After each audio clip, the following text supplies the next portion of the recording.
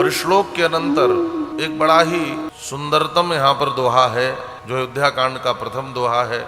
और इस दोहे को श्री हनुमान चालीसा में भी रखा गया है। यह हनुमान चालीसा का भी पहला दोहा है।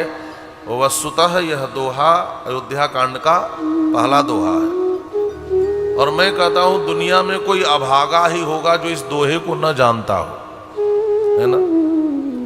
इस दोहे का अनुसंधान तो नित्य करना चाहिए। इस दोहे में बड़े बड़े रहस्य हैं महाराज। आइए भाव से पहले हम लोग मिलकर गुनगुनाते हैं।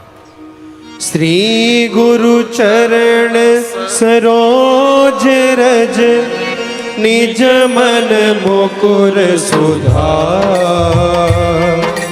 श्री गुरु चरण सरोज रज निज मन मुकुर सुधार। वरनौ रघुवर विमल जसु जो दायक फल चार। जो दायक फल चार। श्री गुरु चरण सरोज रज निजमन मुकुर सुधार। गोस्वामी श्री तुलसीदास जी महाराज कहते हैं, मैं गुरु जी के श्री चरणों का रज लेकर अपने मन के दर्पण को स्वच्छ कर रहा हूं, ठीक कर रहा हूं, सुधार रहा हूं। मुकुर माने होता है दर्पण, है ना, आईना, शीशा, मिरर, जो भी आप समझे। निज मन मुकुर सुधार। मैं गुरु जी के चरण कमलों की रज ले करके और अपने मन के दर्पण को स्वच्छ कर रहा हूं। अच्छा, एक बात और है, दर्पण धूल से ही गंदा होता है और दर्पण धूल से ही साफ भी होता है। दर्पण को साफ धूल से किया जाता है। अच्छा, एक बात और है, मन को यहां पर दर्पण कहा गया। हमारा मन दर्पण की तरह है। यदि हम परमात्मा को देखना चाहें, परमात्मा स्वरूप का दर्शन करना चाहें और दो चीजें ठीक न हो तो हम परमात्मा का दर्शन नहीं कर सकते। क्या क्या? एक नेत्र और दूसरा मन। मुकुर मलिन अरु नयन विहीना, राम रूप देखिए किमी दीना। राम जी के रूप को देखने के लिए मन के दर्पण का स्वच्छ होना आवश्यक है और ज्ञान और वैराग्य का नेत्र होना आवश्यक है। ये जो हमारे दो नेत्र हैं ना, एक दृष्टि ज्ञान की और दूसरी दृष्टि वैराग्य की है, तो इनके माध्यम से हम भगवान को देख सकते हैं। लेकिन यदि मन का मुकुर मैला हो, तो जैसे आप आईने में अपने को देखने जाओ और दर्पण मैला हो तो आपको कुछ दिखेगा क्या? अच्छा, दर्पण भी साफ कर लो और आंख ही ना हो, अंधा। यदि कोई आंख का अंधा हो तो उसको दर्पण में कुछ दिखाई देगा क्या? तो दर्पण में कुछ भी देखने के लिए दो चीजों का ठीक होना जरूरी है। एक तो आंख वाला होना जरूरी है और दूसरा दर्पण का साफ होना जरूरी है। बात समझ में आ रही है? नेत्र भी ठीक होना चाहिए और मन का दर्पण भी स्वच्छ होना चाहिए, तभी आप आत्म स्वरूप और परमात्मा स्वरूप को देख सकते हैं। तभी आप आत्मा और परमात्मा को समझ सकते हैं। गोस्वामी तुलसीदास जी ने बाल कांड के आरंभ में भी गुरु चरण रज को लिया है और अयोध्या कांड के आरंभ में भी गुरु चरण रज को लिया। बाल कांड के आरंभ में गुरुपद रज मृदु मंजुल अंजन, नयन अमीय दृग दोष विभंजन। बाल कांड के आरंभ में गुरु जी के चरण रज को लेकर के नेत्रों को ठीक किया है और अयोध्या कांड के आरंभ में गुरु चरण रज लेकर के मन के दर्पण को स्वच्छ किया है। जब तक नेत्र ठीक न हो और मन का दर्पण स्वच्छ न हो, तब तक हम आत्म स्वरूप और परमात्मा स्वरूप का दर्शन नहीं कर सकते। और इन दोनों में बड़ी भूमिका किसकी है? कहा श्री गुरु जी के चरण रज की भूमिका है। जिसके ऊपर गुरु चरणों की कृपा नहीं है, जिसके ऊपर आचार्य चरण की कृपा नहीं है, वह आत्म तत्व का दर्शन और परमात्म तत्व का दर्शन कर नहीं पाएगा। तो वो लोग भाग्यशाली हैं जिनके जीवन में कोई गुरु है, जिनके जीवन में कोई आचार्य है, वो परम भाग्यशाली है। गुरु के बिना किसी का काम नहीं चलता। गुरु बिनु भवनिधि तरई न कोई, जो बिरंचि शंकर सम होई। ब्रह्मा और शंकर के समान भी वह हो जाए, लेकिन बिना गुरु कृपा के भव सागर से पार होना कठिन है, भव बंधन से मुक्त होना कठिन है। श्री गुरु चरण सरोज रज, निज मन मुकुर सुधार। मन के दर्पण को स्वच्छ करो। एक बात और है, हमारा जीवन 3 अवस्थाओं से गुजरता है, बाल्यावस्था, युवावस्था और वृद्धावस्था। बाल्यावस्था में सबसे अधिक दोष हमारे जीवन में आंखों के रास्ते आते हैं। बच्चे जो होते हैं आंखों से देखकर चीजों को ज्यादा बिगड़ते हैं। उस समय उनकी बुद्धि इतनी परिपक्व नहीं होती को मन से कोई विचार करे। वह आंखों से जो देखते हैं वह उसी को सीख लेते हैं। इसीलिए बाल्यावस्था में हमें अपनी दृष्टि को ठीक रखना आवश्यक है। बाल्यावस्था में अधिकतर दोष आंखों के रास्ते आते हैं, इसीलिए दृष्टि ठीक होनी चाहिए। हमें यह ध्यान देना चाहिए कि बच्चे क्या देख रहे हैं और क्या नहीं देख रहे हैं, यह बहुत आवश्यक है। बाल्यावस्था में आंखों के रास्ते बड़े दोष आते हैं महाराज। इसलिए देखिए हमारे यहां कहा जाता है आंखों को ठीक रखो। दृष्टि में तेरे दोष है दुनिया निहारती, समता कांजन आंजलो बस हो गया भजन। आदत बुरी सुधार लो बस हो गया भजन। मन की तरंग मार लो बस हो गया भजन। बुरी आदतों को आपने नहीं सुधारा, बुरी आदतें हैं, तो सच्चा भजन आपका कभी नहीं हो पाएगा। ध्यान से समझना।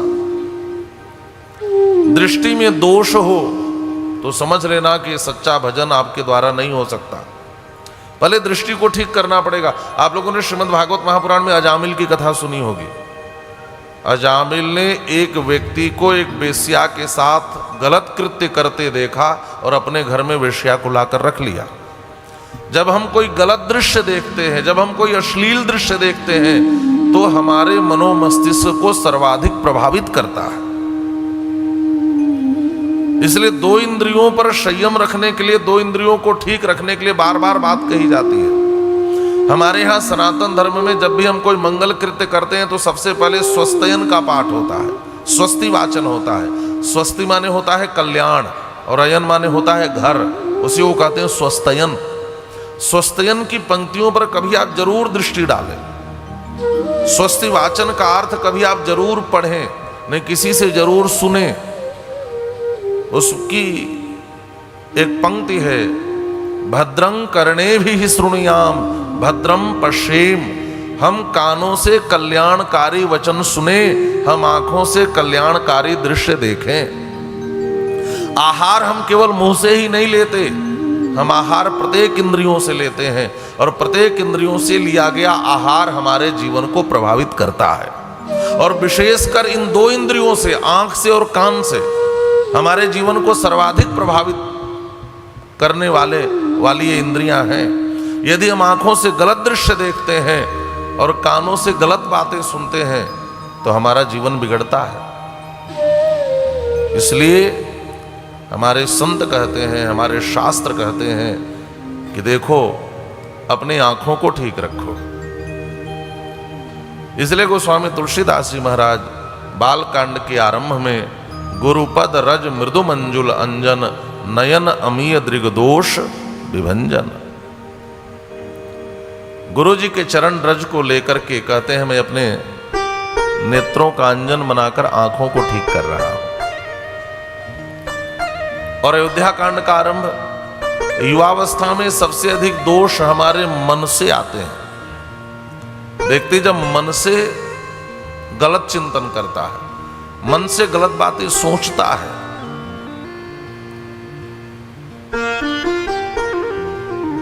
बहुत से लोग हैं, जब वह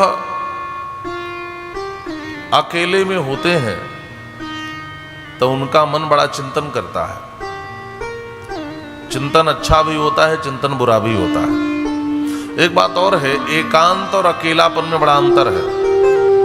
आजकल लोग अकेलेपन को एकांत समझ लेते हैं। एकांत में होना तो उचित है, लेकिन अकेलेपन में होना उचित नहीं है।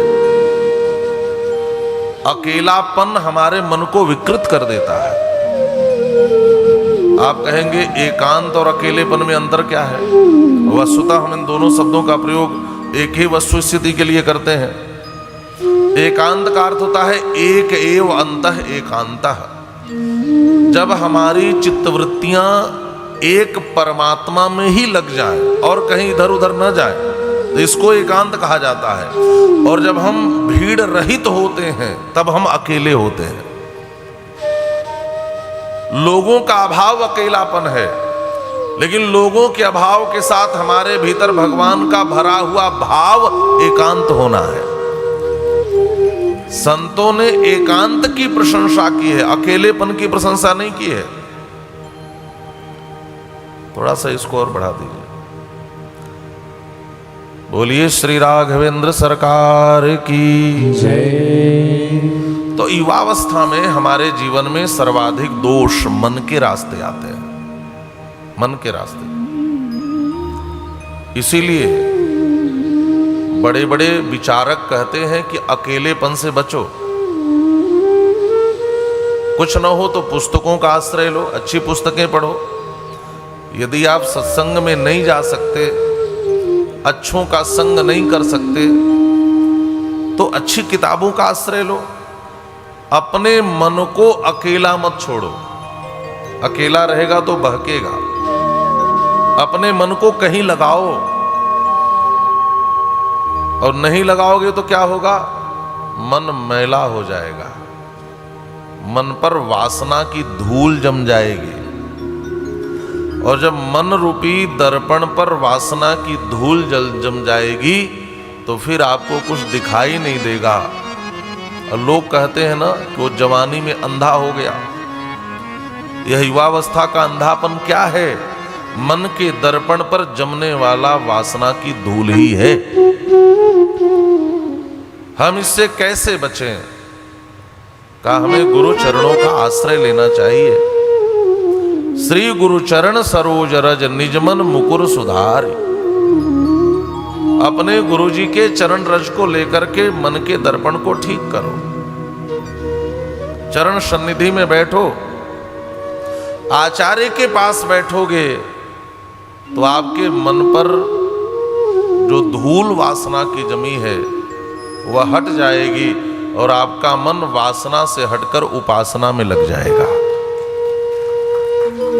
श्री गुरु चरण सरोज रज निज मन मुकुर सुधारी।